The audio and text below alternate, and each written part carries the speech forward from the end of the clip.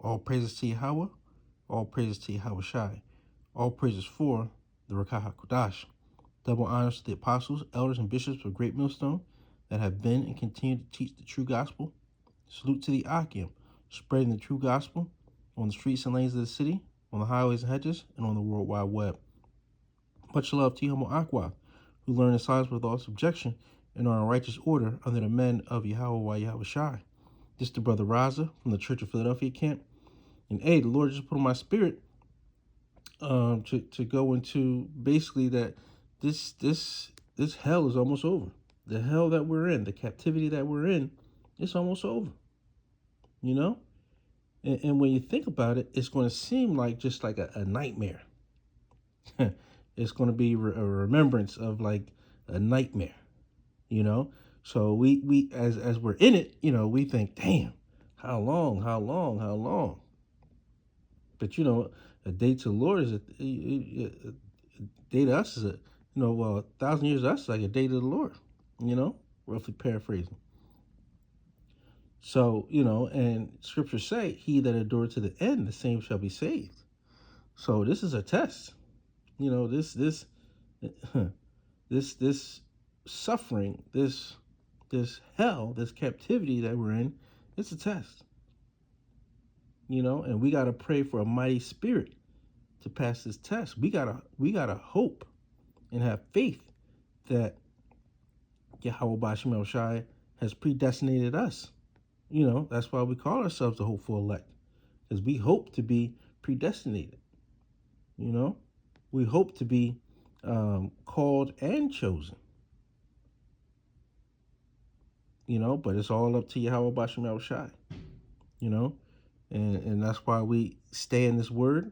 You know, hey, we gotta obviously use this world, but we can't abuse it and be all caught up into it, especially not in these last days. There's nothing here for us. Esau, Edom, and even the other heathen nations have made that quite clear. They hate us, they don't trust us, you know, and they want to keep us in a servant state. You know, I mean, just look at it. Just look at everything here in this corporation. Who runs everything? They may pick one of you little crabs out of a barrel, right, and say, hey, yeah, you can be the boss of this thing. You're still underneath me. You're still underneath me in all aspects. Because who do we have to go for the want of all things? Who, you know, what do they look like? At the end of the day, who has total power? It's not the Israelites. It's not the so-called African American, the so-called Latino, and the so-called Native American. It's not those people in no aspect. In no aspect. We are in a land that was stolen from the Northern Kingdom. We are in land with our own blood that was shed. You know, if you can understand reincarnation, you know, our blood, sweat, and tears built this place up. And we can't even enjoy it. How does that work? You know, and that's how you should know that this is not our rest. And the Bible is 1,000% correct. This is not our rest. Our women are out of order. Our children are out of order. Right? The heathen around us, they're out of order. You know, there's nothing righteous. There's nothing but unrighteousness in this place. You know, and as the scriptures say, if the Lord don't cut the time, hey, no flesh is going to be saved, because that's how wicked and unrighteous it is. Here you have a creature changing things that the Creator has put forth. And you think that makes sense? And you're going to go along with that? You go, yeah, because Jake, go along and get along. But the spiritual men of the Lord, the prophets, ain't going for that. You know? But enough of me babbling. Let's get into this precept. This book of Romans, chapter 8, verse 18. For I reckon that the sufferings of this present time, yeah, because we're suffering, and it's the suffering that we're doing right now, we're going to suffer even more. You know, I'm gonna do another video. Hey, where I'm going to talk about, hey, it's going to get worse before it gets better, and it has to. You know, the full effect of Jacob's trouble has to come in. The full effect of the hour of temptation has to come in. World War III coming, right? It's here. All of those things are here, though, right? But the full effect is coming. It says, for I reckon that the sufferings of this present time, yeah, it's like a nightmare. Because we know who we are and we know whom's we are. We know we are the Israelites. And we know what that means. It means that we are the people set up to rule the world. But we don't have that. The Lord has given the power of the sword to Esau. Because we went off, though.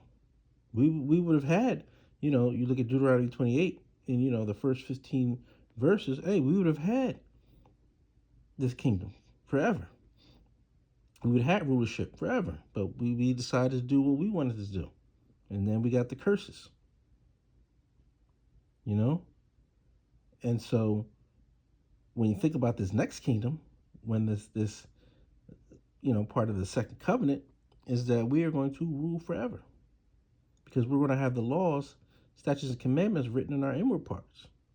So we're not going to go off. We're not going to sin, which leads to immortality, and it leads to rulership.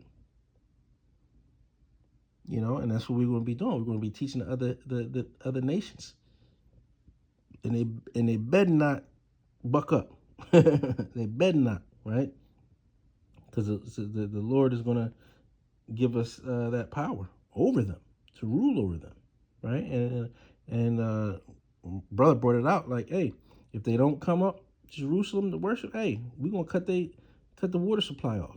They don't have no more water. And what happens then? Hey, the crops don't grow, right? So no more food. And they're going to know that Yahweh B'Shem Shai is Lord and the one true only living power, right? It says, for I reckon that the sufferings of this present time are not worthy to be compared with the glory which shall be revealed in us. And as Israelites, hey, we have a light that is supposed to shine in utter darkness, but it's damn near impossible to follow the law, statutes, commandments 100% in this wicked kingdom, and that's why the new rulership, when we go back to our land, it's going to be in righteousness, and our glory is going to shine throughout the earth, because they're going to know without a doubt who we are and whom's we are. They're going to know we're the Israelites. There's not going to be any mocking and scoffing and joking and laughing, right? And trying to keep us quiet. None of that is going to exist. And we can't wait, because we've been basically silenced for a long time on this earth, right? Even though you got, brothers waking up across the four corners of the earth, many people think we're just a bunch of crazy misfits running around, right? But hey, that's what the scripture said. And we're going to get fame in the land that we were put to shame. So that fame is coming,